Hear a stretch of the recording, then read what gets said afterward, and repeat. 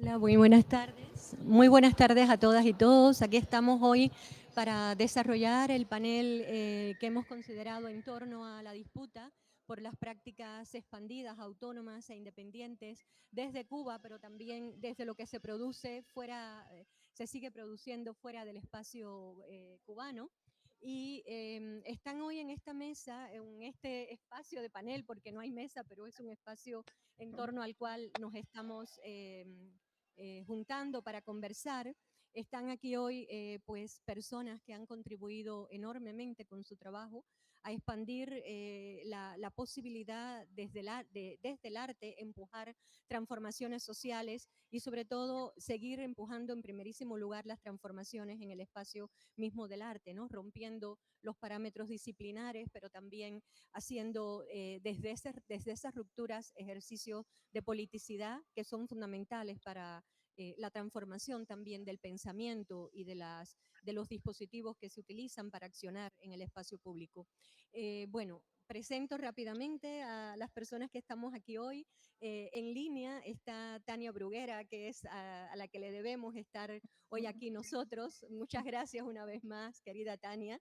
Estamos aquí por ti y contigo en este espacio de INTAR y por la necesidad de seguir pensando ese espacio que es nuestro, que es la isla de Cuba y al cual deseamos todo poder regresar, ¿no? Y poder seguir haciendo cosas allí. Entonces, bueno, Tania Bruguera para todo es un personaje realmente así, un personaje muy conocido por su gran acción fuera incluso del contexto artístico.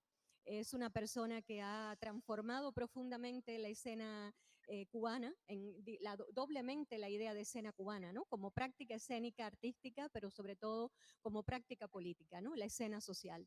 Y que con Instar ha hecho un gesto de altísima generosidad, que es invitarnos aquí a reunirnos, a reencontrarnos después de tantos años, a celebrar y volver a abrazarnos. Creo que ese regalo de Instar hay que agradecerlo y de volver a reconectar, a conocernos incluso personas que no teníamos el gusto de habernos conocido y de saber cómo se estaba trabajando dentro, ¿no? Y fuera incluso, cómo ha seguido Marianela Buan trabajando después de salir de Cuba, conocer a Lynn Cruz y seguir reconectándonos con lo que hacen Mariela y Nelda en El Ciervo Encantado. Y bueno, con otros colegas que en estos momentos no están aquí participando en este panel, pero que son parte del encuentro de INTAR.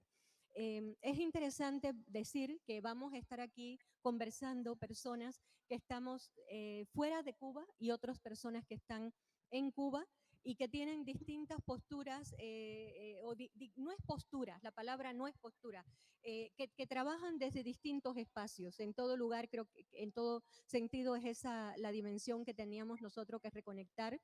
Personas que trabajan desde el intersticio independiente institucional y personas que fuera de Cuba han seguido trabajando con el gesto libertario que comenzaron a desarrollar en Cuba y a posicionarse y a realizar sus prácticas artísticas, y que ese gesto es el que les sigue alimentando, como ayer conversábamos con Marianela Wang en relación a cómo seguir pensando y haciendo aun cuando ya no está en Cuba, y cómo no podemos limitarnos a ningún tipo de obediencia o de parametraje artístico, ¿no? Bueno, esa diversidad de acontecimientos, de lugares a los que pertenecemos y desde los cuales hablamos, son los que están aquí hoy. El Ciervo Encantado, que desde 1996 se crea como grupo, que tiene un espacio que pertenece, digamos, a una relación de programas artísticos y teatrales del Ministerio de Cultura, y que están hoy aquí con nosotros y que tienen un trabajo profundamente autónomo desde el pensamiento y la práctica artística. Marianela Wang, que para muchas personas es creo que para muchísimas personas fuera de Cuba, en el ámbito latinoamericano, pero también europeo, es una figura que es una referente de la pedagogía, no solo de la práctica artística, de la pedagogía en torno y del pensamiento en torno a la danza. Y que bueno, en Cuba fue altamente reconocido su trabajo por lo que ella inició con danza abierta desde 1988 hasta su salida de Cuba, y con lo que ha producido después de salir de Cuba con lo que Marianela llama danza contaminada, y que es esa voluntad de trabajar justamente en las dimensiones intersticiales.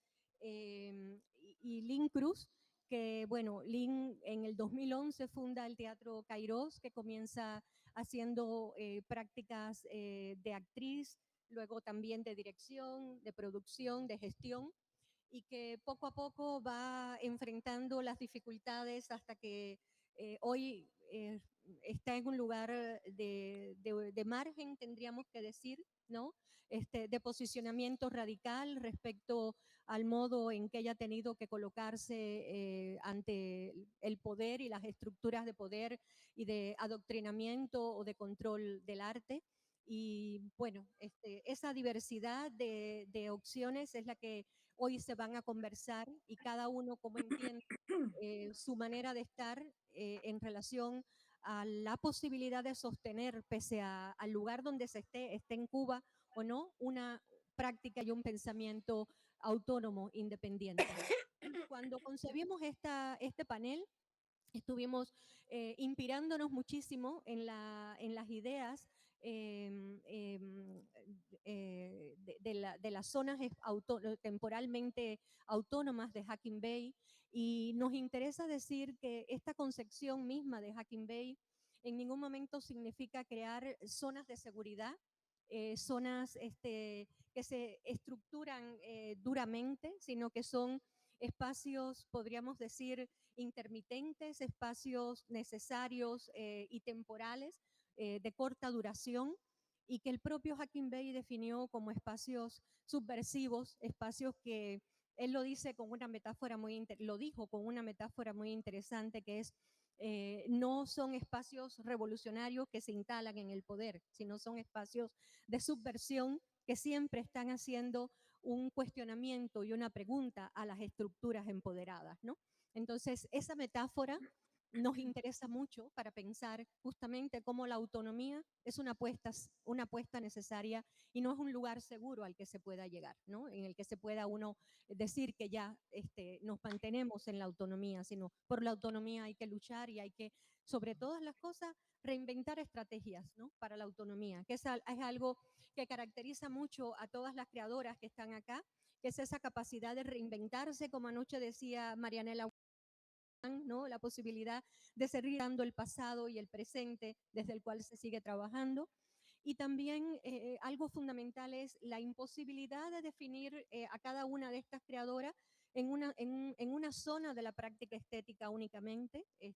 Se mueven entre las prácticas performativas, instalacionistas, el teatro, el performance, sin duda, cercano incluso al body art, o sea, una serie de prácticas que pertenecen a las rupturas que se dieron desde la segunda mitad del siglo XX y que hacen que hoy no podamos hablar de un pensamiento disciplinar. En todo caso, como ayer estábamos comentando las ideas de Rosalind Krauss sobre el campo expandido y lo que ella dice como el alargamiento de los términos para pensar este tipo de práctica. Y lo último que quiero decir es que en cada una de estas creadoras hay un fuerte pensamiento teórico, ¿no?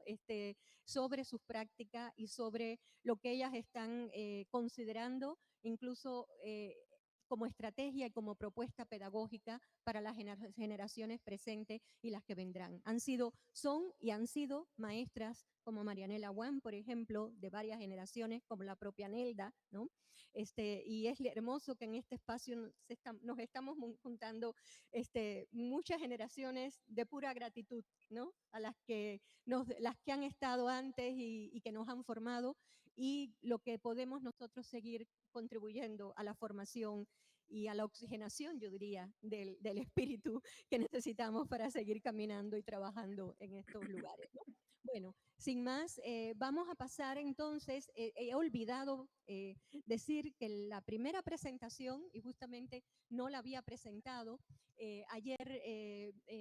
desde ayer tenemos unos generosos videos que Sandra Ceballos, de Espacio Aglutinador, un espacio creado en 1994 en La Habana y que es también un espacio no solo de exhibición, sino de práctica artivista, podríamos decir, ¿no? De práctica que incide fuertemente en el pensamiento, en cómo seguir elaborando un pensamiento político respecto al lugar donde se vive, pero también de práctica pedagógica. Sandra Ceballos es otra gran maestra para muchas generaciones en Cuba y una maestra, diría, no solo de las prácticas artísticas, sino de las estrategias para crear y luchar en la vida, ¿no? Las reflexiones de Sandra Ceballos son muy interesantes por el hecho de que ella está considerando el pensamiento independiente y autónomo no solo en el arte cubano, sino también en la cultura cubana, ¿no? Y eso es algo que necesitamos conectar, cómo se van produciendo diálogos entre los espacios de la cultura y los espacios del arte en Cuba. Entonces, bueno, damos espacio para escuchar a Sandra con los distintos videos que nos ha hecho llegar y que tanto agradecemos que Sandra haya tenido tiempo para mandarnos estas grabaciones. Y luego continuamos con Tania después de escuchar a Sandra. ¿Sí?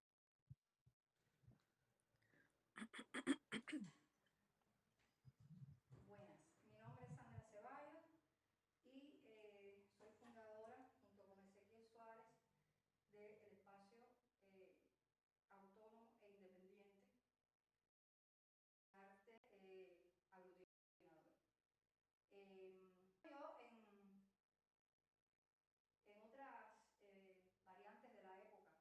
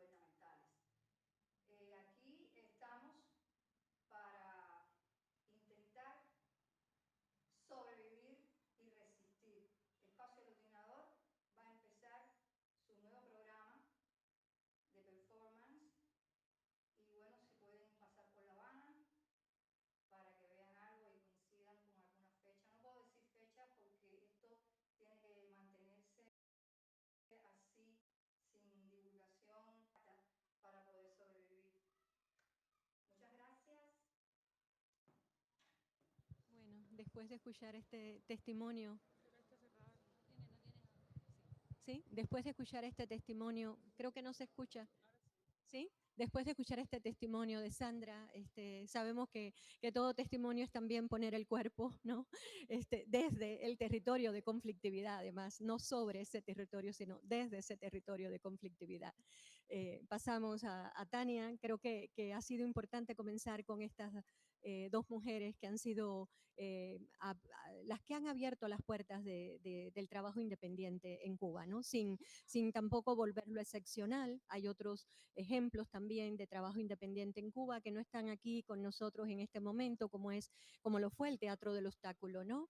Pero que es importante mencionarlos por todo lo que representó el Teatro del Obstáculo desde 1985, cuando comenzaron haciendo teatro en una casa de un barrio de La Habana, hasta luego ese espacio ganado a fuerza de reconocimiento, ¿no? Y desde la institución siguieron ejerciendo un espacio de auténtica autonomía de creación y de pensamiento. Pues Tania, tú que has sido la creadora de espacios tan importantes como la Cátedra de Conducta y haberlo hecho además dentro del Instituto Superior de Arte, a que haber creado un intersticio de prácticas no reconocidas como era la performance, ¿no? En el escenario artístico cubano y toda la generación de artistas que tú has formado y luego el espacio que a partir del 2015 creaste con el Instituto Internacional de Artivismo Hannah Arendt, que nos convoca hoy aquí y que seguirá haciendo tantas cosas con toda la fuerza que tú irradias. Adelante, un poco a contar desde estas experiencias que tú has vivido, ¿no? ¿Qué ha sido para ti vivir esta experiencia de independencia y autonomía desde un espacio que parece que no permite la práctica independiente, ¿no? Y que lo declara incluso. Bueno, primero que nada, las gracias por invitarme y por estar en un panel con gente que quiero tanto y que admiro tanto. Eh, yo voy a empezar narrando algunas cosas que me sucedieron a mí como artista joven. Yo tenía que 10 y pico de años, 16 años o algo así, 17 años, ya estaba estudiando arte y yo participé en, en momentos de ciertas libertades donde, por ejemplo, recuerdo los proyectos de Caridad Martínez, recuerdo con danza, teatro puede ser. Recuerdo los momentos, por ejemplo, en una casa que no sé de quién era, donde la gente se reunía a hablar de lo que se estaba haciendo en otros lugares a nivel estético. No era recuerdo que eso era en los 80 y no eran conversaciones políticas, eran conversaciones sobre estética, ¿sabes? Como las expansiones incluso que tenía la práctica a nivel estético. Eh, Parte yo creo que lo que sucede con esta imposición política en la que tenemos, en que nos hemos encerrado en Cuba para crear, es que también te afecta la posibilidad de transgredir estéticamente, porque no solo ya tienes miedo por tu vida, no solo ya tienes miedo eh, de hacer algo que te va a traer unas consecuencias como que te cierren un proyecto o que te metan preso, pero también eso te va condicionando a la chealdad que tienen los dirigentes en Cuba, porque desgraciadamente no tenemos dirigentes cool, tenemos dirigentes cheos con un mal gusto horrible, que se creen además que por hablar más de reggaetón son mejores, porque tienen una mentalidad blanca, elitista, racista, eh, y clasista, donde ellos se creen que están en otro nivel. Y entonces tienen incluso los gustos de ellos, tienen un sabor que a veces recuerda a los nuevos ricos, ¿no? Que les falta clase, les falta inteligencia, les falta información. Entonces, hay algunas excepciones, ¿no? Algunos dirigentes que llevan tiempo y que han estudiado, porque es interesante que también en Cuba la seguridad del Estado ha hecho que algunas personas estudien arte para poder ser dirigente, algo que me parece interesante, o ha captado a personas que son artistas y los ha convertido en funcionarios. Eh, Quizás para darle ese matiz de que ellos sí saben a la hora de discutir de qué están hablando y que no es político, sino es estético. Entonces yo creo que parte de esa camisa de fuerza que tenemos es la estética, porque fíjate que muchas veces ellos para evitar hablar de política, porque a ellos no les convienen y tratan de evitar hablar de política, no hay presos políticos en Cuba, son delincuentes, no hay artistas censurados por lo político, son censurados por criterios estéticos, ¿no? Es decir, ellos siempre buscan esta manera de no entrar en lo que verdaderamente está pasando. Entonces, yo recuerdo en los 80 haber ido a casa de Osvaldo Sánchez y estaban todos los artistas de teatro, de música, cine, o por ejemplo, a fiestas a veces que se hacían en casa no sé si era su casa, pero recuerdo, por ejemplo, bueno, la gente de teatro en los 80 y la gente de artes plásticas estaban como muy adelante, ¿no? Había como una energía muy interesante, que yo era muy jovencita y yo sentí esa energía. Y una vez que toda esa gente se fueron de Cuba, sentí la ausencia de esa energía. Y eso fue lo que me dio a mí el deseo de volver a buscar quizás una sensación como aquella que yo tuve en esos momentos de libertad y de una explosión creativa, donde lo mismo te sentabas al lado de alguien a tomarte, no sé, un café y hablar de poesía y de ahí salir un proyecto poético. Performativo a, tú sabes, a colaborar con un músico. Es decir, habría que hablar también, cuando se habla de independencia y autonomía, de la independencia y la autonomía creativa, no solamente en términos de temas de trabajo que están completamente cooptados por el gobierno, sino también en términos formales, de la forma, ¿no? Eh, y es interesante también pensar en la evolución de la forma que ha sido aceptada o no durante los 63 años de la revolución. Al principio tienes PM, que es censurado por un tipo de forma creativa y bueno, el contenido también. Y después ahora, por ejemplo, en artes plásticas, ves que los artistas que están siendo reconocidos, sean buenos o no, no estoy hablando de la calidad, son artistas que tienen un tipo de obra que no habla de la realidad. Es decir, pasaron de forzar a los artistas a ser testigos de una realidad revolucionaria a forzar o apoyar artistas que hablan de una no realidad, hablan de un casi una, una desconexión con la realidad, básicamente. Eh, entonces, eso por un lado. Por otro lado, Sandra hablaba, en un momento dijo, porque no son artistas que iban a comer con los funcionarios. Yo creo que fue una cosa rápida que dijo, pero que no es un detalle. Desgraciadamente en Cuba, la libertad y la autonomía de un proyecto a veces pasa por lo personal. A veces ellos como que te dan confianza, confiabilidad, ¿no? Porque en Cuba desgraciadamente no es un proceso meritocrático, no es un proceso democrático, no es un proceso ni siquiera respetuoso de sus tradiciones culturales, pero a veces eres amigo. Yo recuerdo, sin decir nombre, artistas plásticos que se iban haciendo amigos e iban regalándole obras e iban invitándolos a fiestas según fueran cambiando los jefes del Consejo de la Plástica. Y era casi ridículo, ¿no? Era casi para burlarse, ¿no? Porque era de pronto esa persona su amigo, hasta tanto era el funcionario eh, en funciones, ¿no?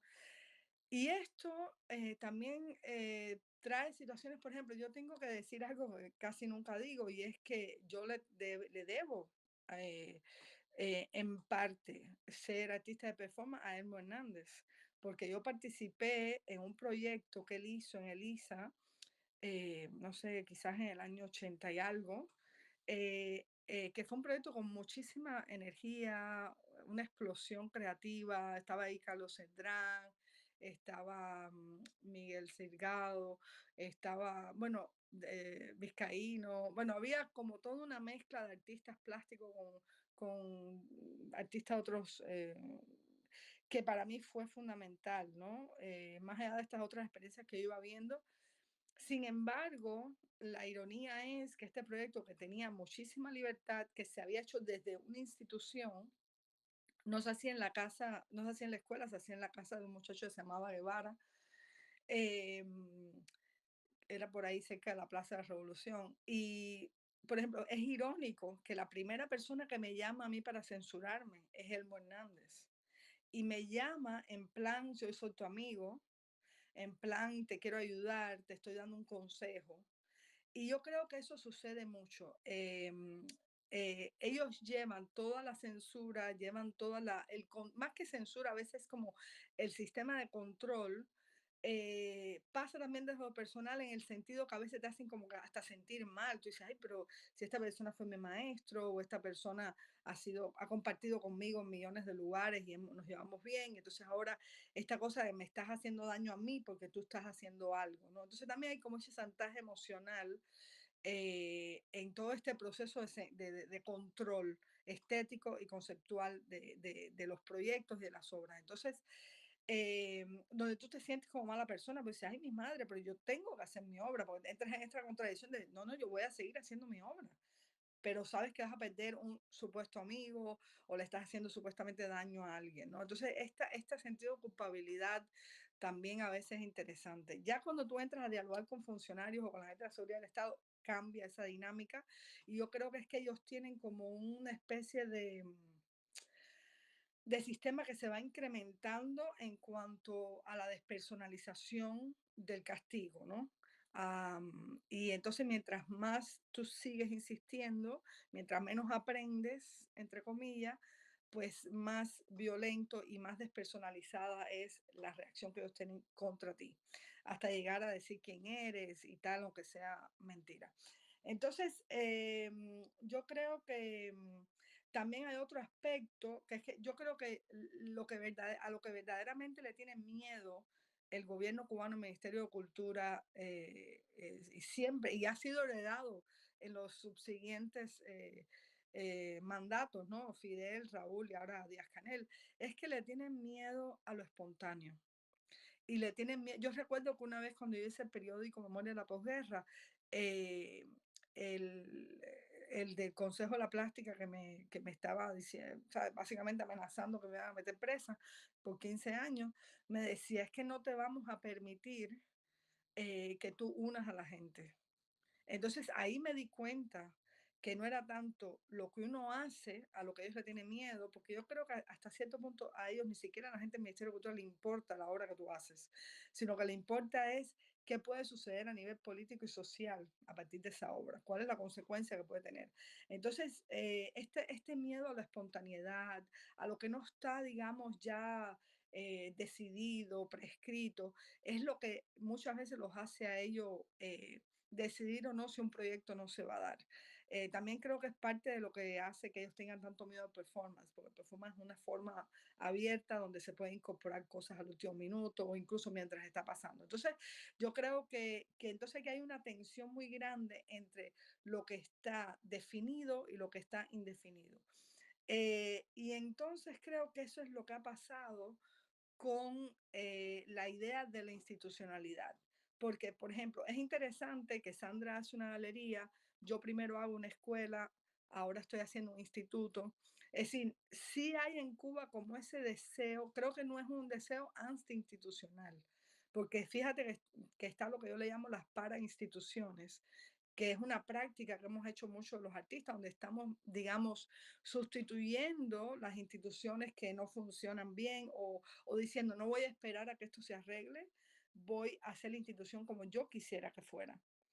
Y quizás de ahí la institución que existe pueda tomar algunas iniciativas o ser diferente, ¿no? Entonces yo creo que, por ejemplo, no recuerdo que en el interrogatorio 2015, uno de los tantos interrogatorios con Kenia, que es la teniente coronel que atiende mi caso, entre otros, entre otros que atienden mi caso, me decía, pero ¿por qué instituto? Ponle otro nombre, no le pongas instituto. Entonces yo no entendía en aquel momento y después me doy cuenta que a ellos lo que les molestaba era el hecho de acceder a un espacio de institucionalidad al cual ellos se cogen todo el derecho. O sea, ellos no, ellos adquieren el derecho a lo institucional. Es lo que verdaderamente ha hecho la revolución. Quitarle la posibilidad de crear instituciones al resto de los humanos, y creo que es por eso que se convierte también en una dictadura, aparte de los intereses de los que están dirigiendo, y es porque entonces corta la posibilidad que tienen los artistas, los activistas, las personas normales de crear sus propios instituciones para crecer y para entender quiénes son. Entonces, bueno, más o menos eso es lo que rápidamente, después seguramente en las discusiones vamos a hablar más. Y bueno, esto solamente se evidencia con el 349, donde es un decreto ley que además significativamente es el primer decreto ley que firma Díaz Canel al acceder a la presidencia, que es sobre el arte, algo que fue muy llamativo, porque uno pensaría que fuera a hablar de economía o de otra cosa. Eh, y lo que es llamativo es que lo que habían logrado espacios como aglutinador, que era convertir el espacio público en privado, no regulado, perdón, el espacio privado en público sin la regulación que tenía el espacio público de las calles, de las instituciones, es revertido por el 349, porque el 349, entre otras cosas, la, reclama el derecho que tiene la institución política de meterse en tu espacio privado, ya que tú lo has convertido en un espacio público. Es decir, que es la erradicación del espacio privado, básicamente. Entonces, ¿y por qué? Porque ellos no quieren que uno tenga no solo autonomía e independencia, sino también que no tenga el derecho a crearse su propia institución. Entonces, bueno, yo creo también que en el capitalismo y en otros países tampoco hay ni autonomía ni independencia. Quizás no son a nivel político, quizás son a niveles económicos, a niveles eh, políticos también, pero de tercera generación, como, o sea, discursos que lo políticamente correcto. Es decir, que no creo que el arte pueda ser completamente libre ni completamente autónomo en ningún lugar. Lo que la diferencia es que en otros países tú puedes crearte tu propio nicho y tú puedes crear algo que a mí siempre me ha interesado mucho. Tú puedes crear tus propios, mm, tu propio sistema de evaluación de la práctica que estás haciendo, tu propio sistema de reconocimiento y de legitimación de tu práctica. Es decir, tú puedes hacer una cosa formalmente inadecuada, loca, irreconocible, pero tú puedes crearte un sistema, ya sea a través de tus amigos, a través de tus publicaciones, etcétera, para tú legitimar lo que estás haciendo. Que en Cuba eso no se puede hacer. El único legitimador es el gobierno. Muchas gracias, Tania. Retomo rápidamente tres elementos en síntesis que tú planteaste para dar paso a Lynn Cruz, y sobre todo esa insistencia que tú has hecho en cómo los descoloca, ¿no? Lo imprevisible, ¿no?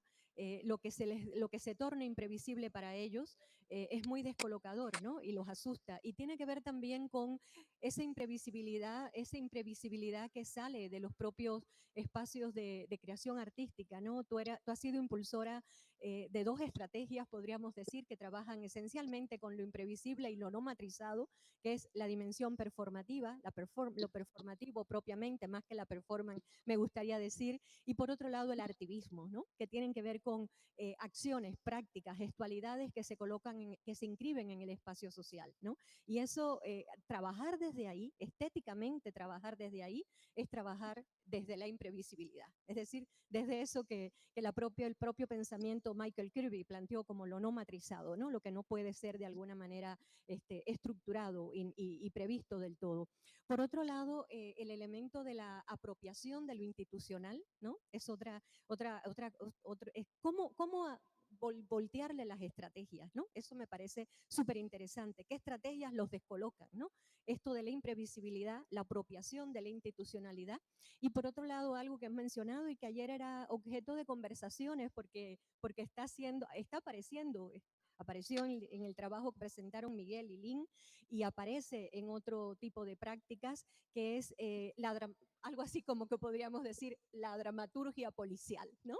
Cómo se reelabora esa dramaturgia policial en material poético, ¿no? Y finalmente, cómo se sigue produciendo un diálogo, ¿no? Con cómo se le devuelve el diálogo a esta gente desde el espacio estético, ¿no? Creo que ese es el espacio del arte y es en lo que tanto se ha insistido desde viejos pensadores y teóricos y filósofos como Bakhtin, tú y muchos más.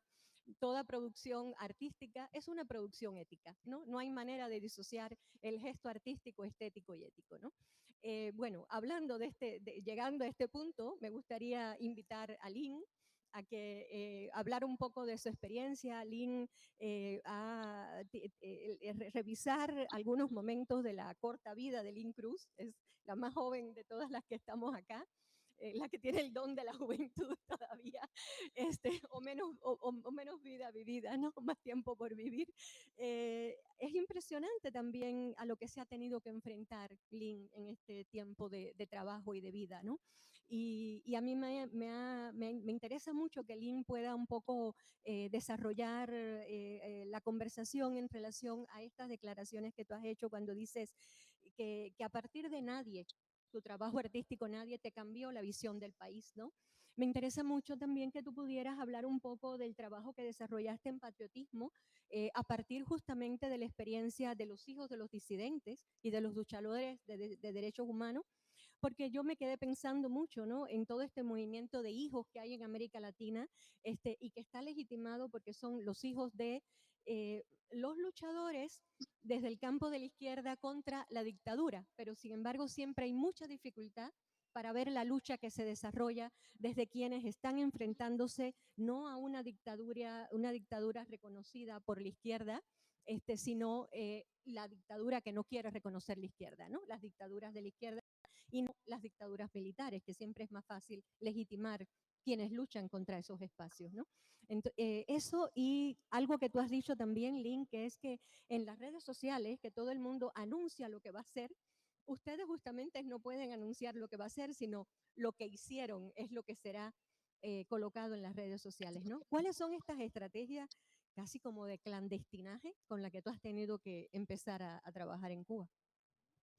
Bueno, ante todo, muchas gracias por el espacio y por la compañía. Me siento, es la primera vez creo que puedo estar en un grupo con creadoras cubanas, con colegas y bueno, que por supuesto respeto mucho y que he seguido en mi vida, ¿no? O sea, de las que he también bebido, ¿no? Hay varias ideas que tú mencionabas, que mencionaba Tania, también Sandra.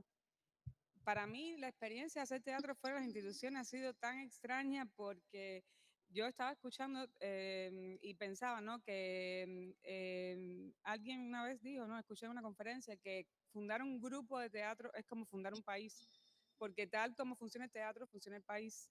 Entonces, yo siempre tuve problemas en los grupos de teatro en Cuba como actriz y bueno, para darme cuenta al final que era porque tenía, vamos a decir, estaba creciendo algo en mí, como me formé de manera distinta, ¿no? Estudié pedagogía primero y luego llegué a la actuación a través prácticamente del movimiento aficionado. Yo creo que yo nunca he dejado de ser, de tener esa mirada en el arte como una aficionada, ¿no? Como vivir para el arte más allá de vivir del arte, ¿no? En específico de teatro, para mí es imposible porque especialmente porque estoy fuera de todos los mundos posibles no solo dentro de Cuba, sino también fuera. O sea, es la primera vez que puedo salir, puedo decir, con el proyecto y mostrarlo al mundo y ver qué, o sea, confrontarme a una mirada de fuera, porque también tú estás dentro y es como que te estás reciclando a ti mismo en esa circunstancia. Y entonces he descubierto que, por ejemplo, las obras que he ido realizando, como que tampoco están de moda o que como están fuera de los sistemas, o sea, como que no había lo que decía. La experiencia que tengo es a través de, por ejemplo, espacios como Instar, que apoyan el arte libre bueno, ahí me he presentado como solución alternativa, no solo allí, pero bueno, estamos ahora en la plaza Instar, ¿no? Y por qué no empezar por Instar, que tiene tanta importancia en el arte independiente de los últimos años, o sea, desde el 2017 colaboro con la institución de distintas formas, ¿no?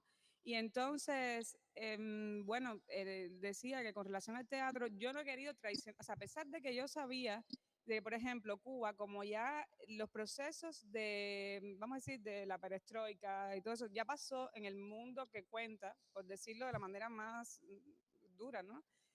Es como que Cuba no importa cómo nos sintamos los cubanos, porque sencillamente ya el mundo pasó por ese proceso y nadie quiere volver a discutir lo que ya se discutió, lo que ya todo el mundo sabe, pero que, que en Cuba sigue pasando. Entonces, yo tenía esa contradicción, ¿cómo voy a negar lo que yo estoy sintiendo? Porque aquí están ocurriendo esas cosas, esa es mi realidad, o sea, si el mundo no le interesa nuestra realidad, entonces el mundo está bastante mal, porque es indiferente completamente a esto que está ocurriendo en este país, que es bastante duro, específico, y bueno, alguien tiene que narrarlo, y desde el teatro es como la responsabilidad de representar ese mundo que estaba completamente invisibilizado por la institucionalidad, por el Estado, o sea, con toda la mala intención.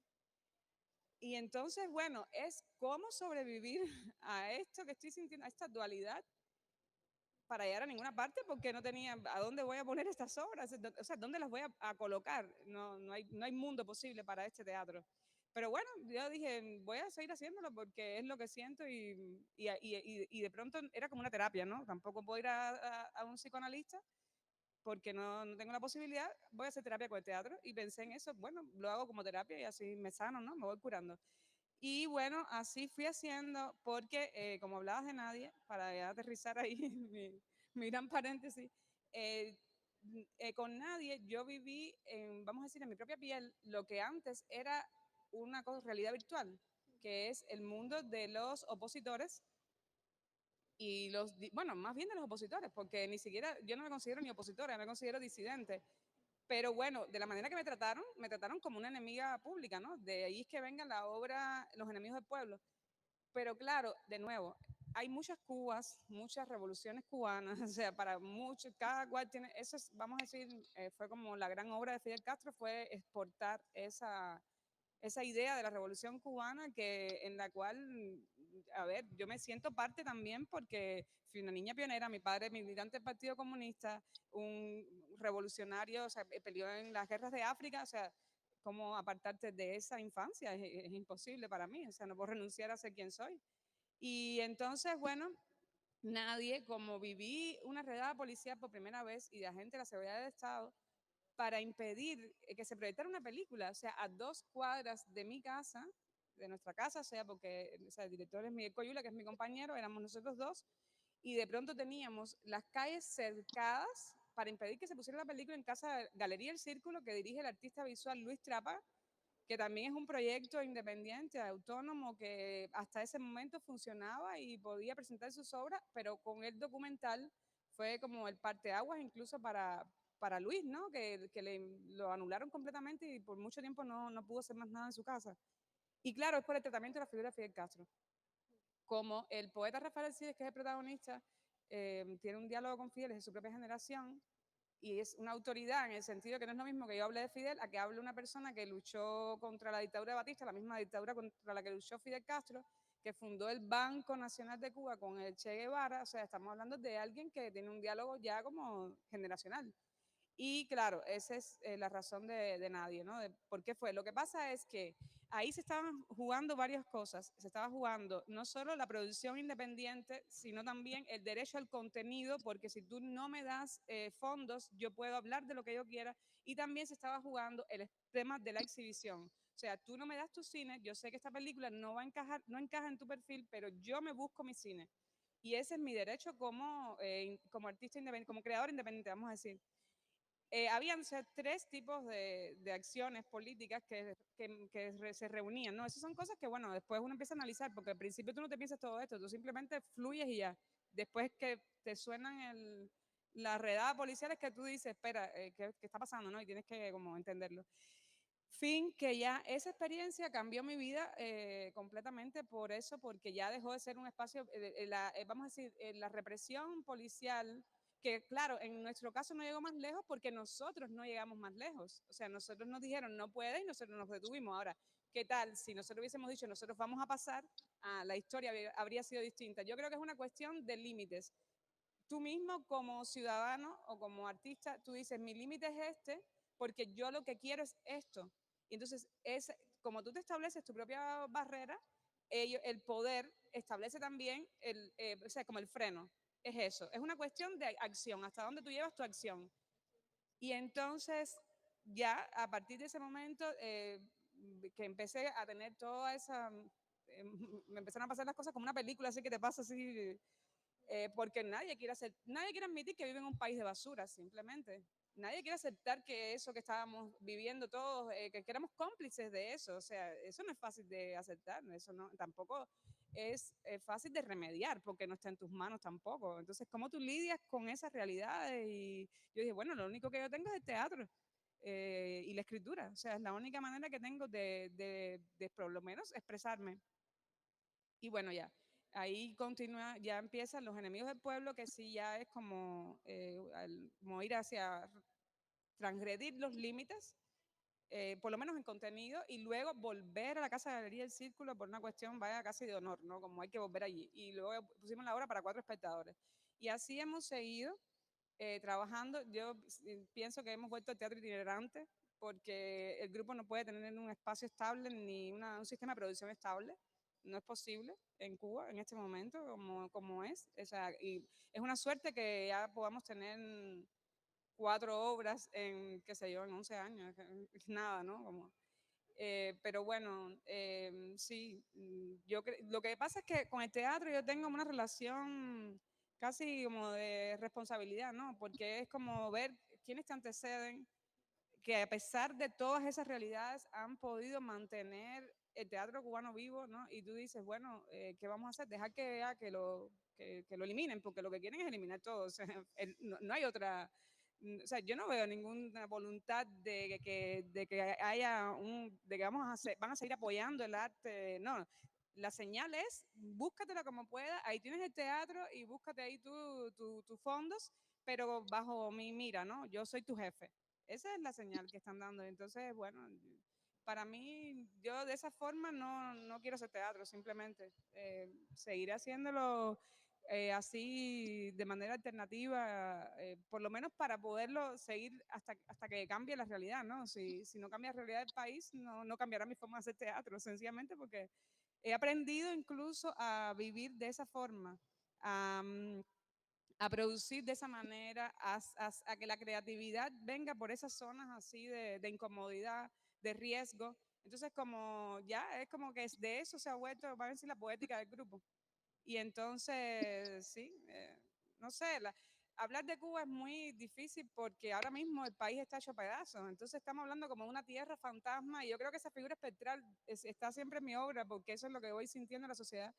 Es como un país de fantasmas, entonces es como estamos hablando sobre como desde las cenizas, ¿no? Como de la basura, que también yo creo en la obra del Ciervo, que también hay una representación de eso, ¿no? Como un país que es un gran basurero y ya, o sea, como dentro de ese basurero, que es lo que te decía hace un rato, como decía Ernesto Sábato, como en medio de un mundo tan terrible, o sea, una frase más o menos, si lo estoy parafraseando, se pueda producir belleza. Y yo creo como que eso ha sido la clave, ¿no? Como que en medio de todo eso terrible, mantenerse uno produciendo, o sea, sacando de donde a veces uno no tiene fuerza, no tiene energía, pero uno sigue ahí concentrado y diciendo, esto es lo que tengo que hacer y yo creo que si hago esto y si sigo luchando por mi propia autonomía, de alguna manera estoy dialogando con los cuentapropistas, con las personas que tienen otros espacios, o sea, aunque no haya derecho a reunión, como aquí, que estamos reunidos, esto es como una cosa que ahí no se puede hacer, ¿no? En Cuba. Entonces, nada, yo solamente quería terminar con el video de lo que nos ocurrió con los enemigos del pueblo, que fue la segunda vez que padecimos la redada policial para mostrar la obra, y que una secuela de esta obra es lo que estamos presentando aquí en documentos, en la Plaza Instar. A ver. ¿Sería posible poner nuevamente el video, sí, del enemigo del pueblo, por favor? Para que lo escuchemos, porque estábamos viendo imágenes, pero escucharlo es muy importante. O si ya lo pusieron, no le escuchamos. ¿Qué creen? Sobre todo la última parte. Sí. A partir de que empieza. Bueno, igual. No, nadie me conecta Ya lo empecé. Ahora sí.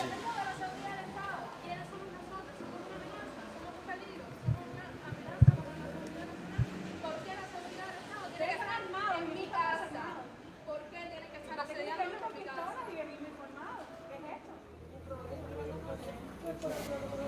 Permiso, ¿no? Se pide permiso cuando uno pasa de no, me pasa por encima, o sea, no hay educación. ¿Qué educados son? O sea, me parece, es algo tan denigrante. O sea, que quieren hasta pasar por encima de las personas, de los ciudadanos, siendo cubanos todos, que todos somos cubanos. Deberíamos sentir vergüenza. Eso es lo que me gusta. No se puede. No se puede. Hay que matarlo. Vamos a subir.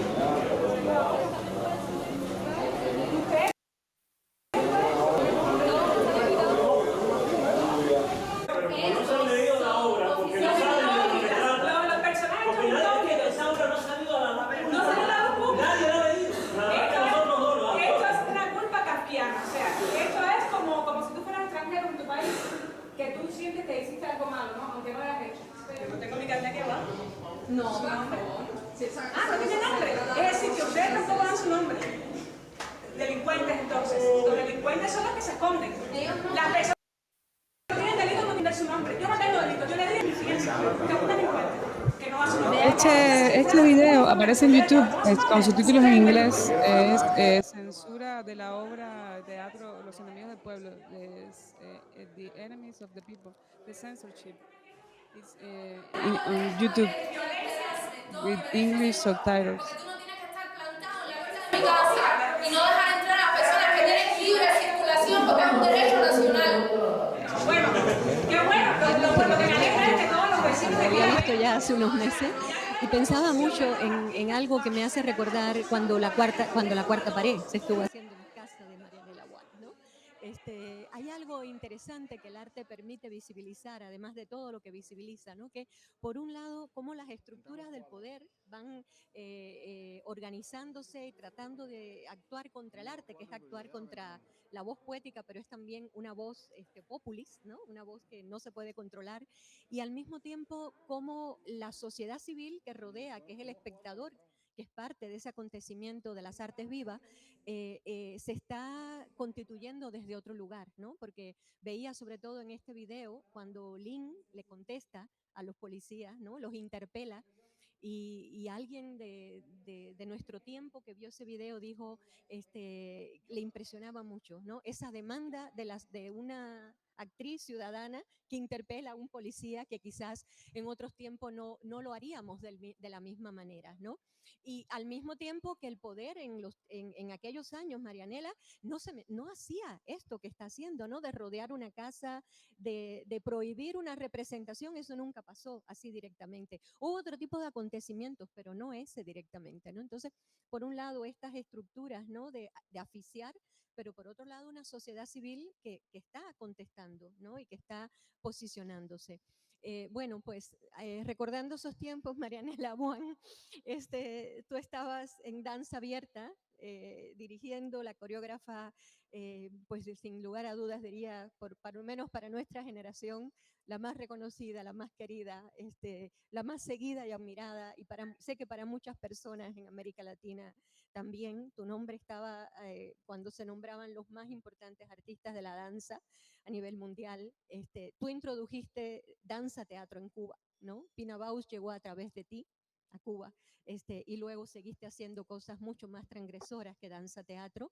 Después de salir de Cuba, has propuesto la estrategia de danza contaminada. Me gustaría justamente que retomaras desde ahí, ¿no? Desde cómo expresa la danza contaminada, justamente eso que decías ayer, el espíritu libertario que tú nunca has podido y contestatario con el que tú has caminado y trabajado siempre, ¿no? la interrupción, pero tengo que irme porque tengo una función y un gusto estar con ustedes. Me habría encantado terminar y escucharlas, pero bueno, ya sé que están filmando y podré ver podré terminar de ver la charla. Entonces, Claro que sí, ahorita te vamos a ver. Bueno, yo no te he visto. A ver, cuando yo oigo hablar a Lynn y ahora conversando con Nelda y con Mariela y todo, pues recuerdo todo el viaje nuestro, de que empezó, por ejemplo, Danza Abierta, que empezó en el 88, toda la crisis que hubo en esa época, que yo creo que esta está mucho peor, o sea, aquí ya no hay, a ver, no sé cómo explicarlo. Aquella fue una gran crisis también y fue, y tú, recuerdo muy bien toda la cuestión de la censura, el obstáculo, reinventarse, el peligro, la seguridad del Estado, no puede salir del país, no puede, todo, la angustia que vivimos todo el tiempo, la necesidad de expresión, etcétera. Pero era diferente. Yo no sé, como lo estoy viviendo esta, bueno, hay un momento que yo decido, ya después de 15 años o más de estar trabajando en esa situación, creando obras, todas las obras que creé hasta el Chorus Perpetuum 2001, fueron obras totalmente contestatarias. Lo que pasa es que siempre yo me apoyaba mucho en una cosa que es la polisemia del lenguaje danzario. Eres tú quien está diciendo eso, yo no, tú eres el que lo está diciendo, ¿entiendes? O sea, que lo que yo estoy diciendo podía tener muchas salidas, significado, y todavía el poder se daba el gusto de jugar con eso un poco y ver cuál de las lecturas escogía para no matarte. Entonces había como otra, después los críticos increíblemente nos daban los premios bueno, a lo mejor, digamos, o sea, había una cuestión de valorar la calidad realmente, qué cosa es de verdad sofisticado, bueno, está aportando algo artísticamente y que además tiene un pensamiento autónomo, como dices tú. O sea, que está, y entonces de pronto la seguridad del Estado me quería matar, me iban, casi que me amenazaban, pero de una manera pero después entonces los críticos se reunían y nos daban los premios, o sea, nos daban los premios a las obras más polémicas. Entonces eso nos salvaba, yo siempre, los críticos me salvan. Entonces después había muchos extranjeros yendo a Cuba, muchos productores, y de pronto esas obras tan contestatarias dentro de Cuba se convertían en obras muy internacionales. O sea, nosotros hicimos años de giras con, con El Pez de la Torre, con esas obras, con Blanche, con Fast Food, con toda esta producción se giró muchísimo por toda Europa, Estados Unidos, etcétera, Latinoamérica, que eso no creo que esté pasando ahora de esta manera tampoco, es muy raro, también el mundo mismo ha sufrido mucho también con todo esto del coronavirus y tal. La interrelación entre los países y cómo el arte fluye internacionalmente se ha detenido, ¿no? Bastante. Entonces, bueno, pasaban esas cosas que te ponían a flote. De todas formas, siempre había mil maneras de no pasarte por la televisión, de no darte un local, de no... Pero claro, yo estaba muy orgullosa de que no me dieran nada porque así me sentía mucho más libre, ¿no? Pero igual hay momentos que te empiezas a ahogar y ya yo en un momento determinado me voy del país, entre otras cosas por un problema estético, porque quería ya hacer otra cosa, trabajar desde otro punto de vista, no siempre el mismo tema y la misma cosa. Y ya me estaba, o sea, ya yo un momento que me sentía la coreógrafa de la oposición. Y como a mí no me gusta que me encierren en cosas. Entonces empecé como, bueno, espérate, vamos a buscar otro horizonte. Pero me ha pasado una cosa interesantísima, es que entrené tanto la cosa de la simbiosis con la realidad, del criticismo, de la oposición, del gusto por la censura, el gusto, o sea, hay un momento que tú si no tienes eso, es muy difícil crear. Que donde quiera que había vivido, los 8 años que viví en Estados Unidos, que creé la compañía One Dance Action, que después todos estos años en Dominicana con la otra compañía, que yo fundé la Compañía Nacional de Danza Contemporánea de República Dominicana, no puedo evitar ver dónde es que está el peligro, o sea, de qué voy a hablar, que duela, que preocupe. Para mí la danza no puede ser, nunca ha sido, me rebelo contra la idea de que, ay, qué bonito, ay, qué bien bailan, que siempre ha tenido como una idea de que la danza es inofensiva, es algo que no te hace pensar, que no te hace participar, que no te hace revisarte. Por eso yo siempre pienso que el principal músculo del cuerpo es el cerebro y que uno, o sea, que baila para eso, para el cerebro, más que para el cuerpo. Y con él y desde él, etc. Entonces, bueno, no voy a describir ahora porque es un poquito largo, son 20 años fuera de Cuba. Lo que me pasó llegando a Estados Unidos con las bombas cayendo sobre Bagdad, el gobierno de Bush. O sea, yo enseguida empecé a encontrar 1000 maneras de criticar, de odiar aquello y de criticarlo. La moralina norteamericana, la cosa del catolicismo, ¿sabe? La moral, ¿no? Y también me sentí censurada con eso. Llegué a Dominicana y miles de cosas, de problemas de identidad que sentía, graves, de poder, de la cuestión con la miseria, la riqueza. O sea que siempre me he mantenido como si estuviera en Cuba como creadora. Y claro, desde el punto de vista estético, todo el tiempo negándome, tratando de incorporar otros elementos, poniéndome en peligro, expresándome de muchas maneras. De manera que sí. Ah, a mí. Sí, en silencio. Y entonces, por ejemplo, la obra que voy a presentar aquí, Antropofobia, que surge durante la pandemia, es cuando, claro, esta cosa del obstáculo que de alguna forma surgió, fue parte de ese proyecto, de alguna forma, y me siento muy orgullosa de eso, la cultura del obstáculo, ¿no? Entonces, cuando, por ejemplo, cambiar de un país a otro es un obstáculo enorme, o sea, cómo te reinventas, cómo te vuelves a hacer nada para empezar a hacer algo ahí que no es exactamente lo que eras antes y que es súper interesante, ¿no? Y cómo entras en simbiosis y con otras realidades.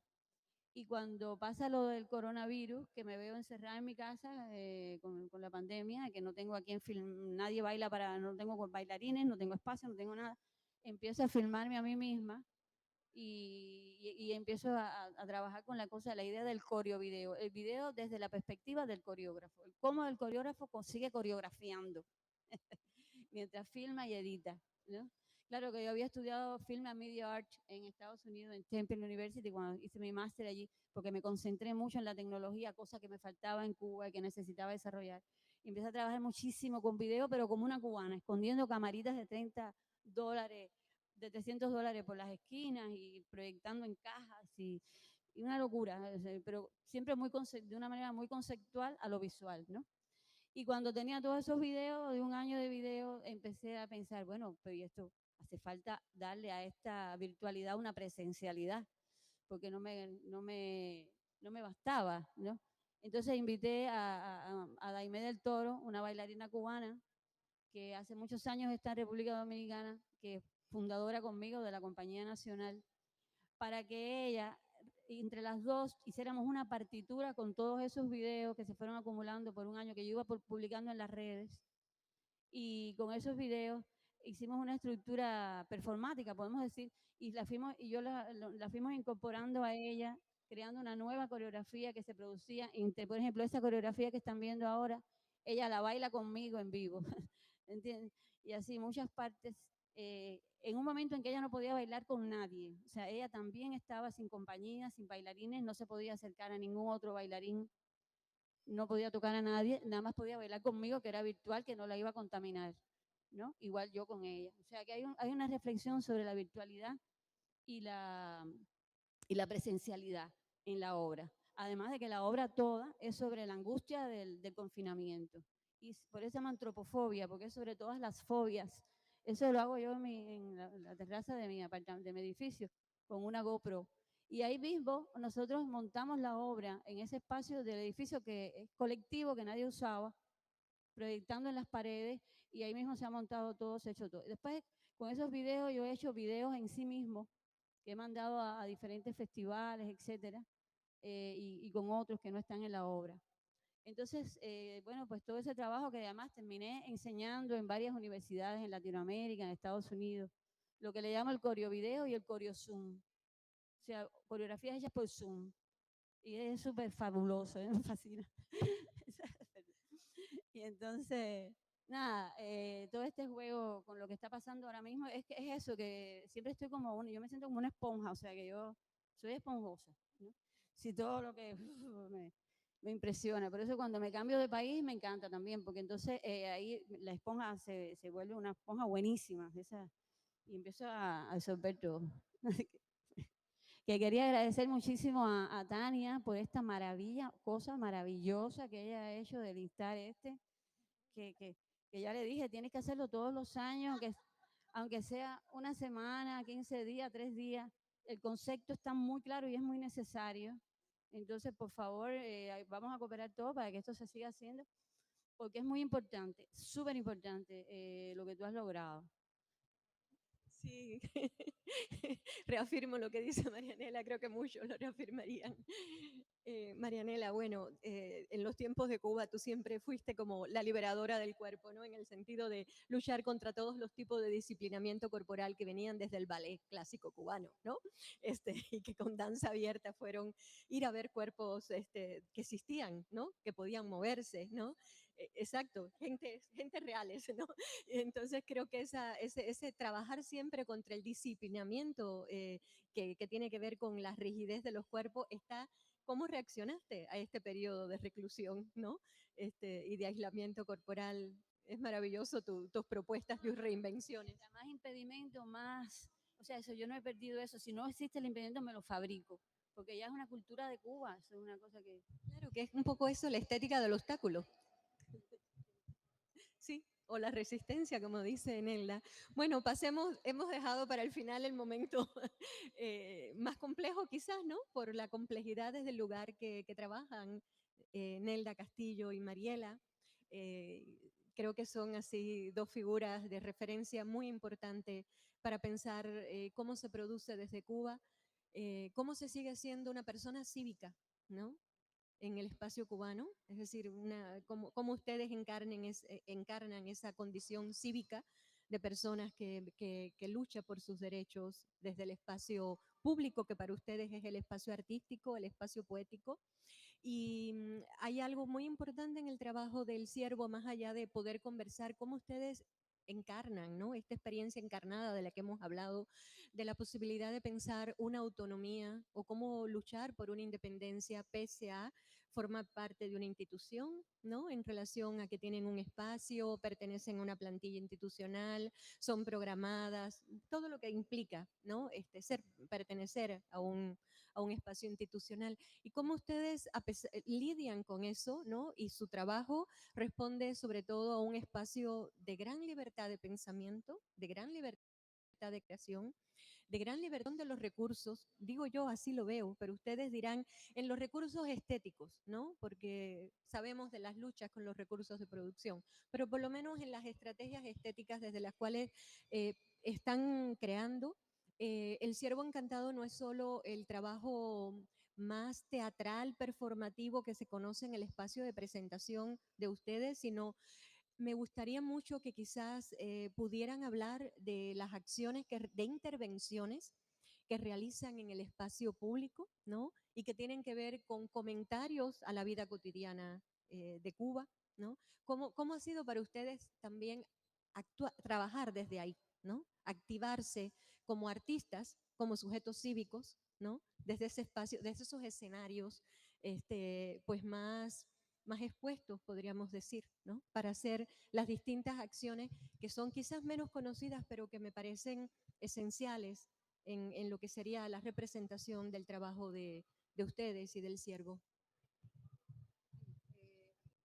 Sí, el siervo desde sus inicios empieza en una base bastante de incomodidad y de resistencia, porque estaba en el Buen Día, en un grupo que reconocido y en los 90 era en el periodo especial, tenía el privilegio de viajar hasta 3 veces en el año y aquello era para mí, yo participaba como actriz y como directora artística.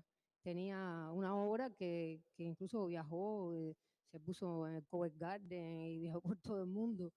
Y cuando me di cuenta que también que estaba haciendo de alguna manera frenada porque tenía que trabajar con mis compañeros actores, que tenía que esperar que terminara un proyecto Flora o Carlos, y entonces tenía que esperar mucho y nos fuimos, Carlos y yo, para comenzar un grupo nuevo.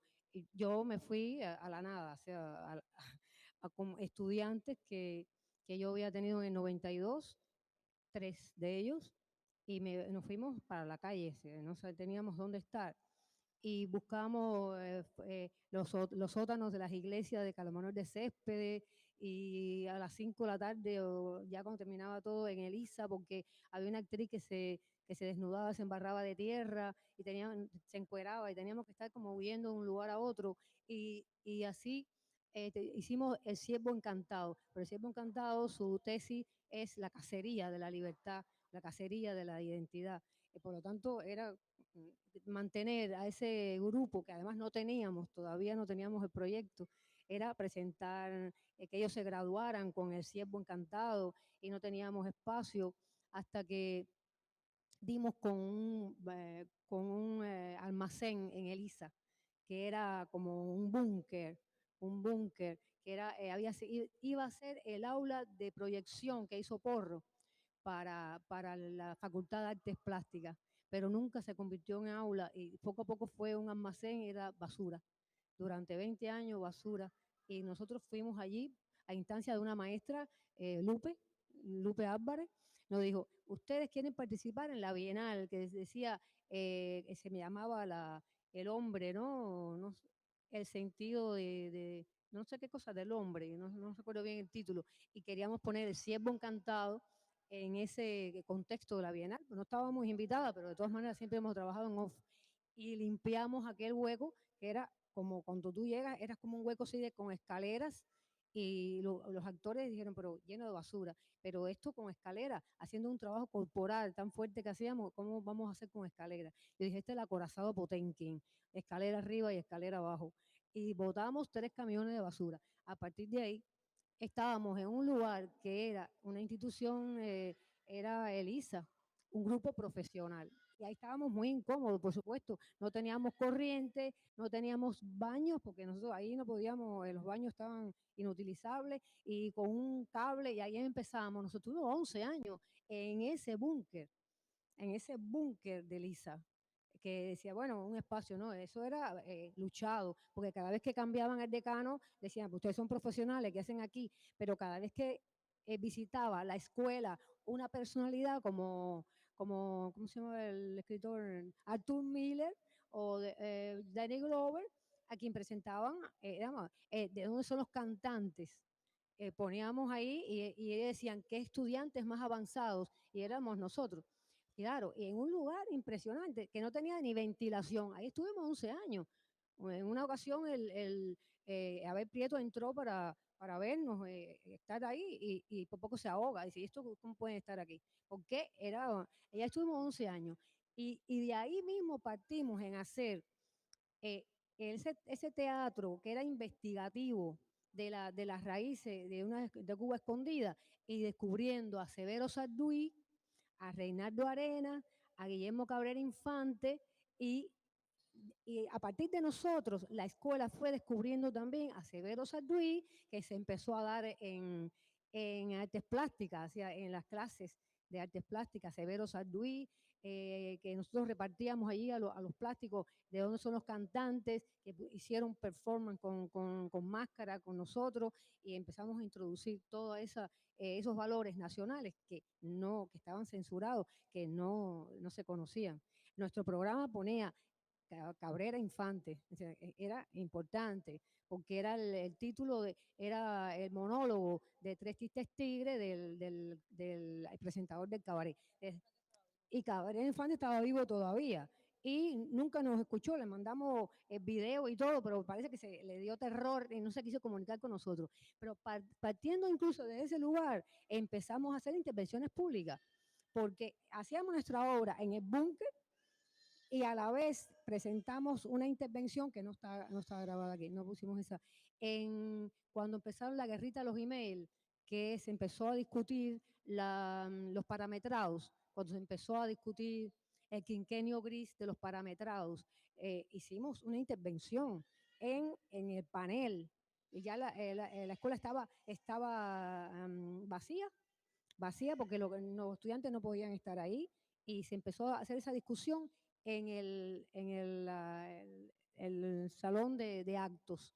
Y ahí no entraba nada más que un panel y algunos invitados o víctimas de Quinquenio Gris. Y nosotros nos pusimos, María se puso una máscara y empezó a hacer una intervención ahí y la otra actriz con un cartel y un traje lleno de latas de cerveza, ¿cómo se llama? De cartones cubitas y de todo, o sea, con un cartel que decía que hacía una permuta de su sueldo de 600 pesos cubanos por CUP, o sea, una permuta de sueldo. Y ahí estaban, Mariela tenía una java que ella representaba, la pianista acompañante allí de Lisa, con una máscara, pero no hablaba, pero tenía en la java libros de Reinaldo Arena, de Severo Sarduí. Entonces ponía a vender ahí los cigarros, el café, se sentaba ahí y empezó a interaccionar y fue al jurado, o sea, estaba incluso el panel que estaba todo el de cultura, el presidente de cultura y todo, ella empezó a vender los cigarros y le enseñaba los libros que ella tenía en la java, que era de Reinaldo Arenas y de toda esa gente. O sea, de ahí empezamos a hacerles a intervenciones públicas y trabajando también en el búnker, en la investigación de la obra que estábamos poniendo. Y en ese paralelo seguimos cuando nos mudamos para otro basurero de Quinta y D. Quinta y D, que era otro lugar que estaba en abandono, que no tenía baño tampoco, pero que ahí nos metimos, porque el público, sí teníamos acceso al público, porque en Elisa casi no podían llegar la gente. Y cuando llegaban decía, aquí teatro. ¿Quién dijo? Aquí no hay teatro. Y entonces así trabajamos. Pero en Quinta y D seguimos con las intervenciones públicas y cuando vinieron los nuevos lineamientos, Mariela sacó su personaje de la China, que era la vendedora. O sea, la vendedora y en el medio de una intervención de la Feria del Libro, ¿cómo se llama? La dramaturgia de la revolución, ella vino vestida de la China con toda esa mutación, porque a partir de los nuevos lineamientos empezaron a aparecer los mutantes, o sea, personajes que eran los vendedores, de pronto era una mutación, así de la nada, y eran una especie de monstruos, vestidos así con cosas horribles que traían baratas. Y ella intervino en la dramaturgia de la revolución que se daba en el portal del teatro con el personaje a poner un tenderete. Y tenía que ver con la dramaturgia de la revolución. Y bueno, le doy la palabra a Mariela.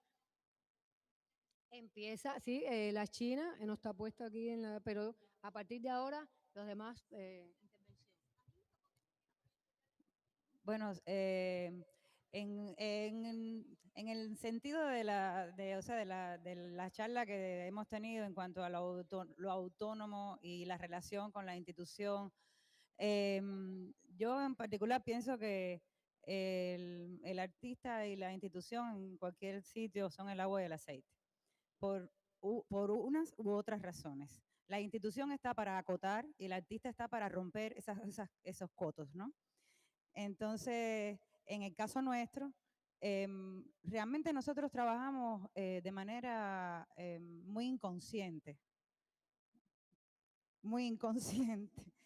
con respecto a la institución. Para nosotros los espacios son nuestros, aunque sean espacios institucionales. A la vez que nosotros estamos ahí, sea un 2x2 o un espacio más instalado como en el que estamos ahora, ese teatro para nosotros es nuestro, mientras nosotros estemos ahí.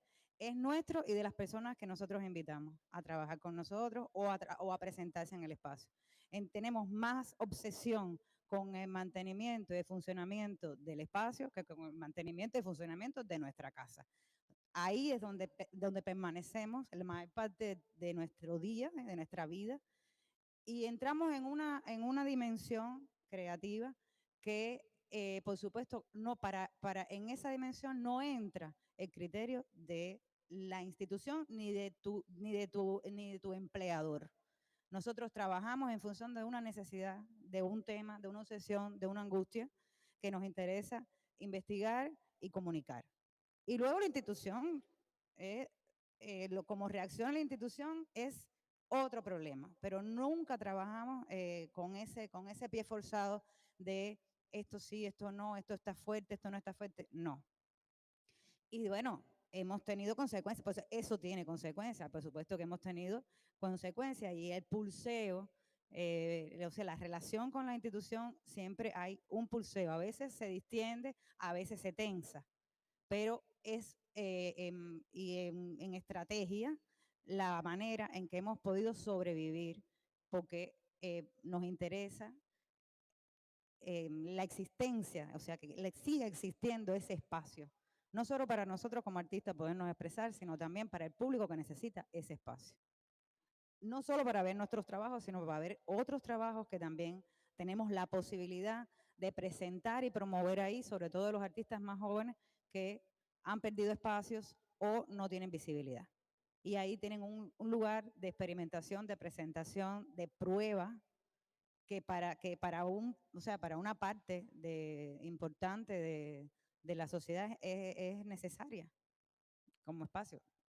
Pues, no estamos, o sea, la situación es de una permanente resistencia de seguir haciendo lo que queremos, como queremos, y al mismo tiempo proteger y crear estrategias y negociaciones que en muchos casos son incómodas, pero que asumimos mientras se pueda, con mucha conciencia. Por ese lado sí tenemos mucha conciencia de los riesgos, ¿no?, que tiene esa voluntad de seguir manifestándose a pesar de todo lo que sabemos.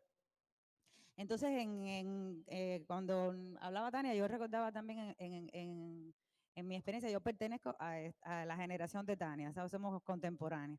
Y para mí fue una cosa muy importante como formación a nivel cívico, esa etapa de estudios en ELISA. Porque ahí nosotros compartimos un momento de mucha efervescencia a nivel artístico y social, sobre todo en el campo de las artes plásticas y el teatro. Y ahí vimos y participamos de experiencias como fue, por supuesto, La Cuarta Pared, como fue el propio nacimiento de Teatro Buen Día. El Teatro Buen Día es el primer proyecto que nace como una necesidad y que costó una discusión grande conseguir ese proyecto, porque antes toda la gente que se graduaba de ELISA se incorporaba a los grupos establecidos, pero Flora Lauten dijo, yo quiero hacer un grupo nuevo que no está establecido, y es con mis estudiantes, y eso fue una batalla difícil, pero se consiguió, y el proyecto de Flora y el Buen Día fue como el primer proyecto antes que existiera incluso el Consejo Nacional de las Artes Escénicas, que fue aprobado por el Ministerio de Cultura. También estaban en el Buen Día era una escuela, y en el Buen Día estábamos siempre en los cafeteatros del Buen Día, donde Flora invitaba a artistas que andaban por la calle, digamos, en aquel tiempo, y que solo se podían ver en el cafeteatro, en ejercicios, cosas muy pasajeras que pasaban un día. Ahí se vio, bueno, cantó por primera vez públicamente Carlos Varela, y cosas que eran en la revista Albur, por ejemplo, en la cual yo participé y que fue creada por necesidad de manera independiente por estudiantes de teatrología y de dramaturgia de ELISA, el Festival El Sinor, todo eso fue en ese tiempo.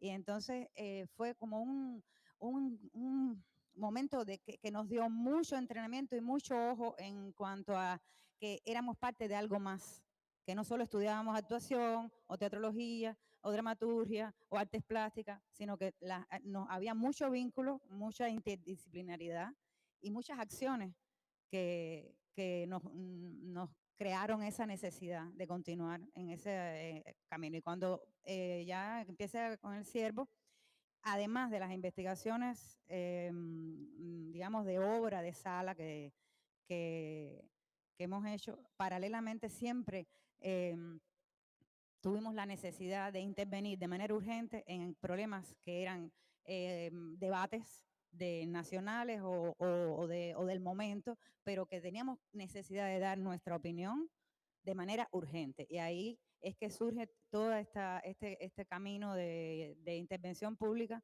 y performance en espacios urbanos o públicos. Y bueno, traímos dos o tres ejemplos de intervención. Esta fue en la última Bienal de La Habana. Es una pieza que se llama Islas Flotantes y que hicimos en la parte de afuera de la casa de Dulce María, la casa que era de Dulce María Loinás. Y es una pieza que, Islas Flotantes es el nombre de una receta de comida de dulce cubano.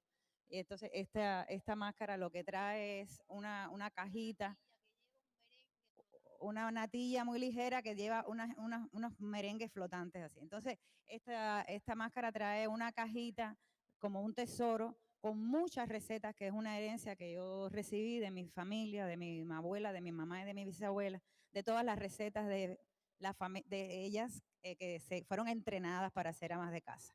Entonces yo hice una selección de todas esas recetas cubanas, de comida cubana, y eso es lo que llevo en esa cajita. En un momento determinado saco esos papelitos y los lanzo al aire y las personas están alrededor agarrando esa receta. Y son recetas que de la cocina cubana, lo que pasa es que son impracticables en este momento. Entonces ahí estaba como la tensión del ejercicio, ¿no? Y entonces, exacto, entonces es como a vista así de ya en una distancia, es un ejercicio muy perturbador y así como triste en última instancia también, ¿no? Porque hay una belleza, hay una epifanía, estamos describiendo y hablando de algo que es nuestro y al mismo tiempo la imposibilidad. Esta es otra acción que hicimos en el año 2017. Esta es el pedestal que sostenía la estatua de Estrada Palma, el primer presidente de Cuba, de la República. Y fue en los días en que se eligió el nuevo presidente de Cuba. Entonces nosotros hicimos esta intervención que se llama El cuerpo de esos zapatos, porque cuando triunfa la revolución, esa estatua fue derribada, pero los zapatos se quedaron prendidos en el pedestal y quedaban unos pedacitos de zapatos. Y eso se ha mantenido, la Avenida de los Presidentes, es una avenida donde estaban todos los presidentes de la República en distintos pedazos del parque, ¿no? Y en todos esos pedazos han sido suplidas por otros presidentes latinoamericanos, pero de manera intrigante para nosotros, esta que es la del primer presidente nunca fue sustituida por ninguna otra figura. Pero se quedaron esos zapatos ahí hasta el año pasado, que fue intervenida y fue remodelada. Entonces ya todos los zapatos y todo eso fue como restaurado, y en la restauración desapareció el vestigio de ese presidente que quedaba, que eran solo los zapatos. Entonces, en ese momento que fueron las elecciones del nuevo presidente de Cuba ahora, nosotros hicimos esta intervención que se llama El cuerpo de esos zapatos. Y la intervención consistía en convocar a las personas que habíamos reunido allí a que propusieran a quién pondrían en ese pedestal. Y entonces ahí en esos papelitos que yo iba llenando, iba como entrevistando a todos los presentes, ellos me iban diciendo a quién pondrían ahí. Y bueno, ahí fue, cada persona ponía ahí, no sé, a su madre, a su perro, a un amigo, a un artista, a un conocido, a una persona admirada por ellos y que consideraban que merecía ese pedestal. Entonces luego yo pegaba, todos esos papelitos fueron pegados ahí y muchos estaban en blanco. Yo dejé muchos papelitos pegados en blanco para que luego subieran al pedestal y siguieran escribiendo a otras personas que iban llegando. Entonces esta fue esa intervención. Exacto, entonces eso, bueno, fue un trabajo que generó otro trabajo después, porque bueno, fue una intervención pública.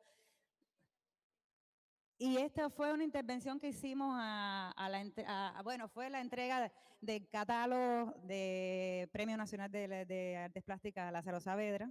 Y entonces eso fue en el LAN, iba a ser la presentación del catálogo de la obra de Lázaro, que ese año fue nombrado Premio Nacional de Artes Plásticas, y nosotros hicimos esa intervención para entregarle a Lázaro, como, bueno, con este personaje que es itinerante y que interviene en cuanta reunión hay, que se llama Chela Cuesta Arriba. No, el video no. Esta es la foto anterior. Esto es un diploma que entregaba Stalin al artista del pueblo.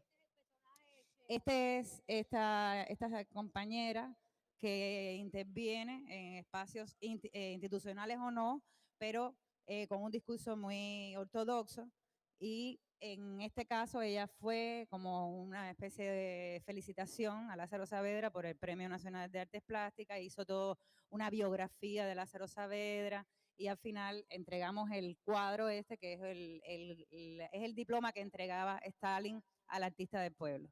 Aunque la próxima semana lo mandara para Siberia, pero ese era el diploma. Entonces le hicimos una reproducción ahí al diploma y se lo entregamos. Entonces esta performance, ahí está Lázaro con 2 funcionarios, ahí está el catálogo, como se puede ver, el catálogo de la obra, sí. Y entonces entregamos el diploma al artista del pueblo, a Lázaro, porque además el premio estaba entregado en un contexto que fue muy, muy interesante y de mucha atención a nivel artístico, político y cívico. Tanto en nuestra obra de sala, digamos, más espectacular, como en esta fase de los performances y las intervenciones públicas, o la cátedra de performer, que es un espacio pedagógico y de presentación que tenemos, que es donde invitamos a colaboración, intercambios o presentación a estos artistas mayormente jóvenes, emergentes, o no tan jóvenes, pero que no tienen visibilidad o posibilidad de poner sus obras, y que tienen que ver a nivel de lenguaje y de pensamiento conceptual o artístico en general, con nuestras líneas de trabajo. Entonces son como los 3 caminos, ¿no?, por donde el grupo ha avanzado en ese sentido. Hay otro para terminar, que es como un videíto que hicimos con Chela también, que es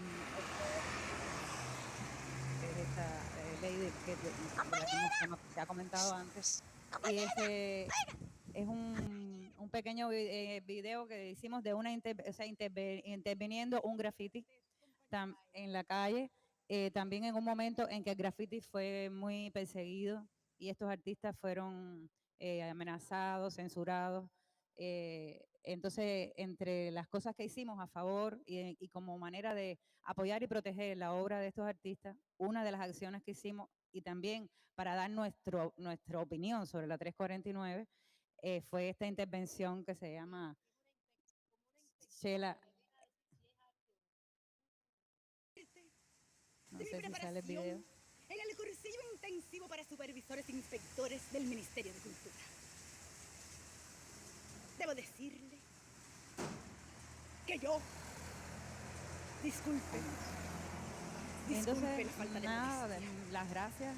Pero Gracias, esto me ha sido emociona. de verdad un privilegio inmenso estar Yo he sido en este seleccionada encuentro, porque como bueno, directora además de la connotación cuerpo que de tiene Documenta a nivel mundial como plaza de arte, o sea, el encuentro del encuentro, Instar ha logrado esto, que es como lo más valioso, que nos reencontremos y que tengamos un espacio de comunicación tan importante y tan saludable.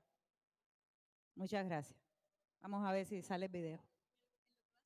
Como le decía, yo no estoy sola. Cientos de miles, millones de compañeros a todo lo largo y ancho del país se están preparando el video, todavía se ve la pantalla en negro. para ser parte Sí, un espacio de de este rememoración, honroso además, cuerpo de ¿no? inspectores. Necesitamos recordar, necesitamos no perder la memoria, ¿sí?, Tendremos de la todo lo que honrosa se ha hecho, de lo misión que se sigue haciendo, y sobre todo, creo hacer que, cumplir Tania, la ley no sé si tú al final ahorita quieres decir 349. algo, pero en esta conversación sobre autonomía, independencia, es interesante que las cosas no son en Los blanco y verdaderos negro, ¿no? valores de la cultura Que cubana. estamos hablando en un espacio de, creo, de liminalidad, ¿no?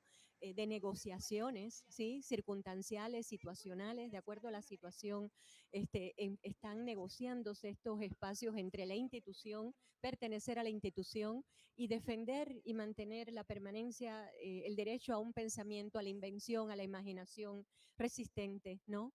Que es la posibilidad que nos da siempre el arte y nos da, bueno, el ejercicio cívico a través del arte. ¿Sí? No sé, Dania, si tú quieres ahí agregar en lo que aparece el video ahorita, que quizás cerremos con el video. Sí, a ver, no te escuchamos. Para escuchar a Tania, a ver si otra vez se soluciona el audio, Tania. No te estamos escuchando. Un Sí, ahora minutito. me escucho. Sí. Un minutito, sí. Sí, porque quizás esto es un tema, Tania, que lo podamos seguir abordando en varios momentos. Es un tema para seguirlo pensando, ¿no? Que no es un tema cerrado ni que se pueda cerrar, que lo veremos en las circunstancias y en los zapatos de cada cual, ¿no?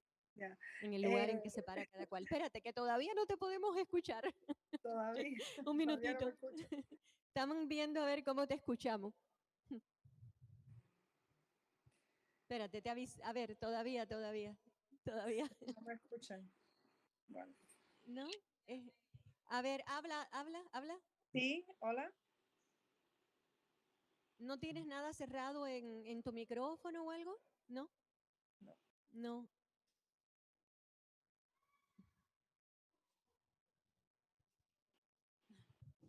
Ahora me ¿Tania? escuchan ahora. No, se sigue sin escuchar. Qué pena.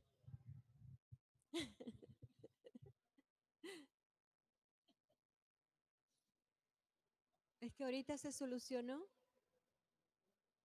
Ahorita se solucionó, pero ahora no. Qué pena.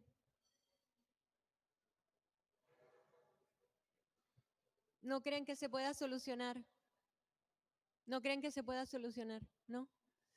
Bueno. Y el video, bueno, Tania, qué pena, nos estás escuchando, pero no te podemos escuchar. Lo que sentimos muchísimo porque justamente es fundamental tu punto de vista. Tú has propuesto este espacio de conversación y bueno, una conversación es un diálogo, ¿no? Entonces nos quedamos pendientes con la posibilidad de seguir conversando y escucharte. Pero te damos las gracias por la posibilidad.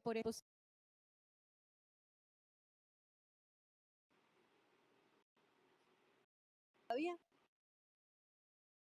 Sí, me escuchan.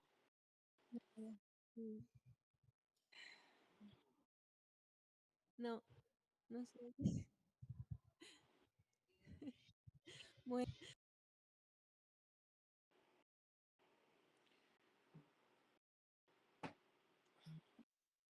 Bueno, pues muchas gracias. El video no se puede poner tampoco.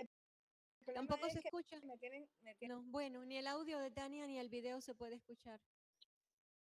¿Qué bichito se metió en la pantalla? Bueno, pues muchas gracias. Muchas gracias, de verdad, un lujazo poder conversar. Gracias de todo corazón. Yo quería decir una cosita, no pasa nada ni nada, pero que muchísimas gracias a ti, Ileana Diegues, porque por este trabajo que has hecho, porque ojalá que sigas trabajando en la distancia con todos nosotros y sigas, porque eso mismo del arte autónomo a mí me ha encantado y eso es algo que inventaste tú ahora mismo. No, yo sé que no, pero nos lo adaptaste a nosotros. Y es súper interesante porque es muy abierto, muy inclusivo. Sí, me gusta mucho. Y hace falta, ¿verdad? Que siga escribiendo y que siga... Ajá.